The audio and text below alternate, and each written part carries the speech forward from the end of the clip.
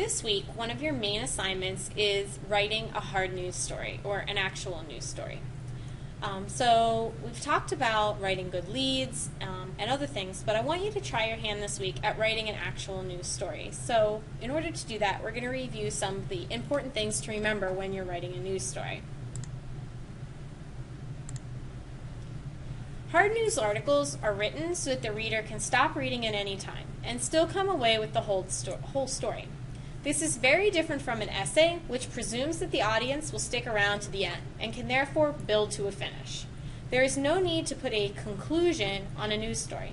Each individual reader will end the story wherever he or she gets bored. A particularly interested reader will keep reading to the end. So you're not saving your best point or your most important information for last, but so that your reader remembers that. With a hard news article or a news story, you want to put that information first. You should come up with a headline for your story. We haven't really done a lot with headlines yet, which we will soon, but you need to remember that the headline conveys the general message and however many words will fit the small space allotted. You don't have a lot of words, a lot of space for a headline.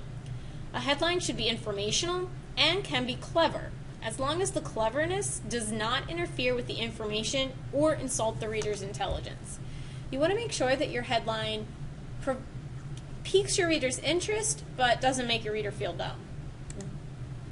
The lead, which we talked about last week, or the first sentence of the story, is arguably the most important part of the article.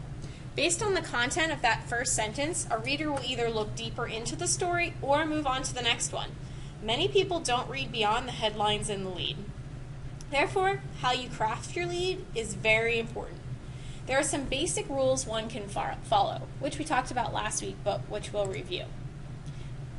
Who, what, when, where, why lead. Basically, just like it sounds. This lead tries to answer the 5 W's and 1 H in one sentence. For an example, a 15-minute operation involving a forklift, 20 firefighters, 7 police officers, and 1 scared pig ended a 2-hour traffic delay on Interstate 94 Sunday morning. If you answer the 5 W's and 1 H in the second or third sentences, you can be more creative with the first.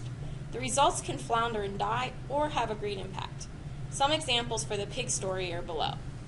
Each of these put more information later on in the story, which leads for an ability for you to make a more creative lead.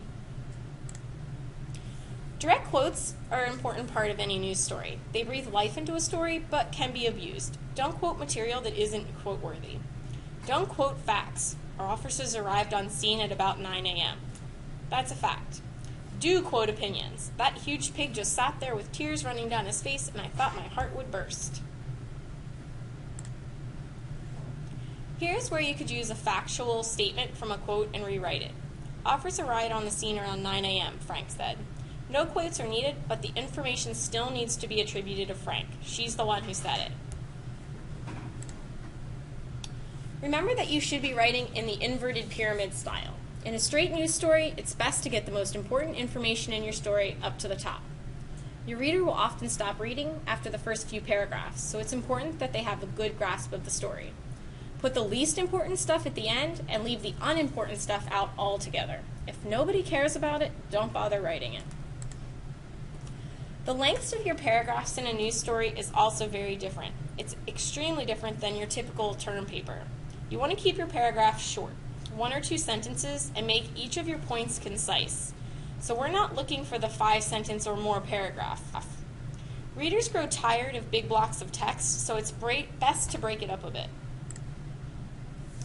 Also, you want to keep in mind objectivity versus opinion.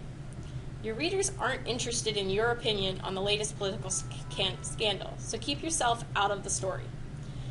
Unless you're writing an op-ed piece, your opinion doesn't have any place in a news story. Attribute every claim or opinion you report to someone else, and don't editorialize. If you do, you take the entire element of objectivity, and thus truth, out of your story. Keep these things in mind as you're writing your hard news story, and I can't wait to see what you come up with this week.